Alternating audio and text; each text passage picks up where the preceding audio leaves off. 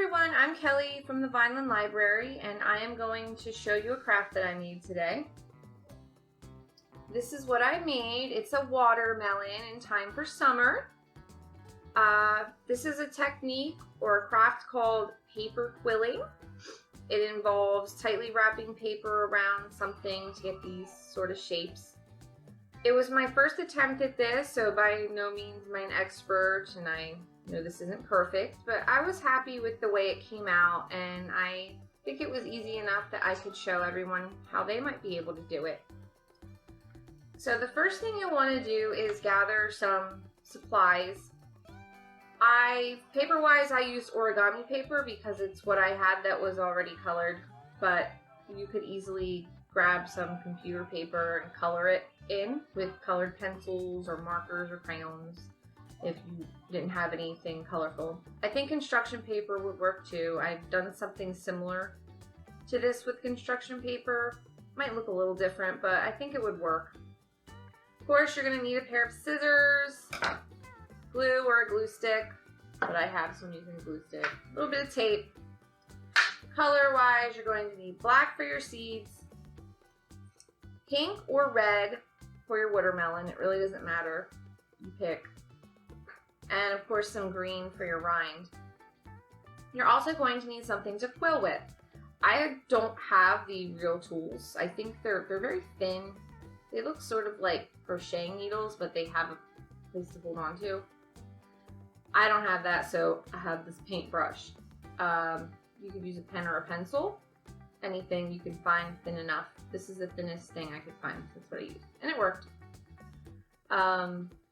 All right, so let's begin. First, we'll start with the flesh part of the fruit. What I have here, this piece of paper is probably a little more than a ½ inch thick, and then lengthwise, it's probably around maybe like the length of a ruler or a little less. So what I'm going to start with is my cool paintbrush quill. I'm just going to start by wrapping it really tightly around this paintbrush. And I'm just going to keep doing that until you have it all the way wrapped around. So once you have it all the way wrapped around, nice and tight, you can kind of just pull it off. You'll have this very little like that, but you're going to kind of let it go and it'll start to look more like this. And then you can kind of loosen it and play with it a little bit until it's a little bit looser. So I kind of just got it to look like this. And then what I did was I took this piece here that's sort of hanging, and that's where I put my glue. A little bit of glue, just to kind of get it to stay together. Okay, so you're just gonna put that glue on there. So now you have a circle with this cool kind of shape in the middle. But as you notice in my original, they are not complete circles. They kind of look like teardrops. So in order to get that teardrop shape, I kind of just pinched in there and there it is. So what you'll do is you will make some more of these. I made 4. You could probably do this with 3, maybe if they're a little bit bigger. You could play around and probably make as many as you wanted that works for you. But there's that shape. Okay, so I went ahead and I made 4 of these teardrop paper quills. Just wanted to point out that my garland that I made previously with coffee filters is hanging up there still. Pretty cool, huh? Had to throw that in there. All right, so you're going to take your little teardrop flesh of your watermelon, apply some glue to the side of it, along there. Grab another one and then just kind of press them together like so. We're going to start like that. And then you're going to put some on the next pieces side rather. And you're just going to keep going and doing that until they're all together. So there's another one that I'm adding into the mix. So that's what it would look like if you used 3. Sorry for the giggles in the background. I have a giggler in here. Her name's Penelope. Oh, she's getting upset. So then we also have this last one. And we're gonna put that on.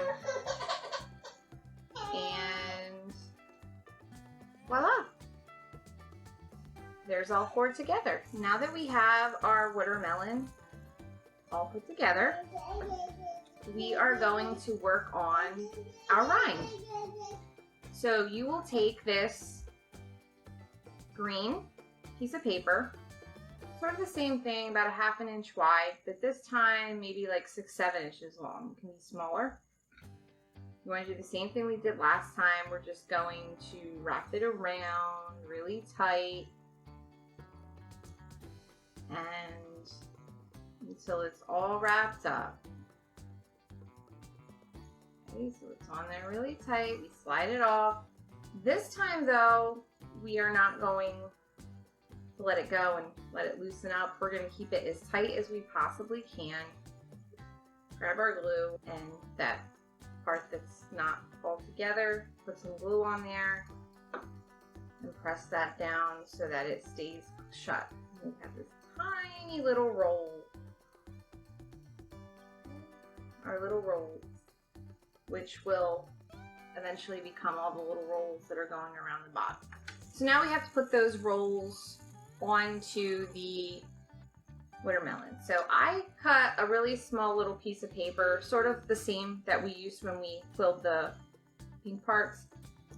And you're just gonna go ahead and put some glue all along that piece of paper. Because we have to have something to put those round things on to make our rind. And then around the bottom, just glue it on. And this is how we are going to add our small little rind. So you just kind of get it on there. You know, want to make sure it's on there good. It's a little awkward to get this on there, but we will. I'm going to make sure that we have it on there nicely. These little edges shouldn't be sticking up like that, so just get some glue. But there we go.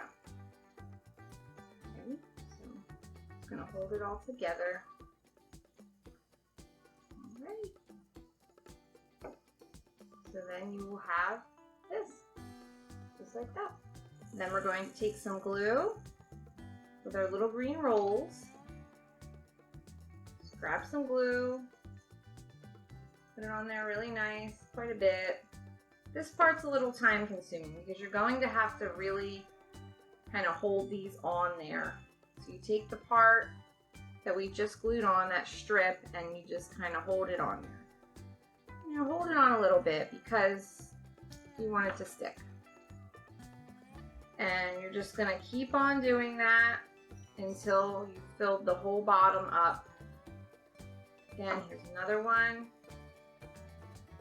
I can't really tell you exactly how many you're gonna need. It all depends on how big you make yours. You can kind of make a few and glue them on and keep going and just kind of until you see how many you're going to need. And, you know, that's what you'll do. You'll just keep gluing those on tightly, close together like that, until you eventually end up with a full bottom. Okay, so for our seeds, I just cut out sort of like a small circle jelly bean-like shape. Exactly what a watermelon looks like. It's on my finger. I did find that these are not easy to glue. My finger has a lot of glue on it, so it's stuck in my finger right now. But the way you're putting them on is you're putting it on the edge of paper. So I found it easier to just tape these on. So I just took my tape and I just took a little tiny piece and I kind of, you know, folded it up and then stuck it to the back of my seed. And you can take it and apply it. And you can put them on as many as you like, as little as you like, wherever you like them. I managed to get them like that. I like that. Put 5. What did you get? 5. And I spaced them out a little bit. However they, where I could put them that they seem to go well. And that's how you do it. I hope you enjoyed it. I hope you'll try it out.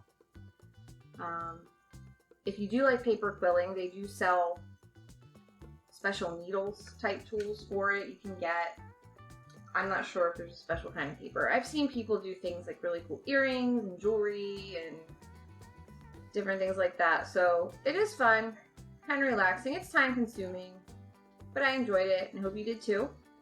So be well and we'll see you later.